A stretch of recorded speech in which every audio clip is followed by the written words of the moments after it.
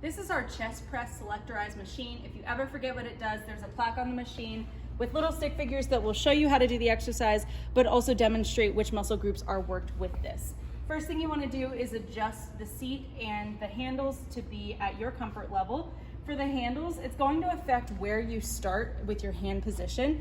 So you can pull this yellow knob down and pull it forward to start a little more forward. You've got your neutral, and then you can start with your arms a little further back. I'm gonna start neutral in this case, and don't forget to adjust both sides. The next adjustment is going to be our seat, and what you're looking for is that when you sit down, your hands are just at your shoulder height. So in this case, the seat is a little low for me. So I'm gonna hold this yellow handle, grip it, it's going to rise, and let's test this out. Perfect. The last adjustment we have to make is how much weight we're going to be pushing with our chest muscles. Here we have 10-pound increments. I'm gonna go ahead and start low and always add more if needed. And then we have the option to add 5 pounds at a time since everything else is only a 10-pound increment. So let's turn that off for now.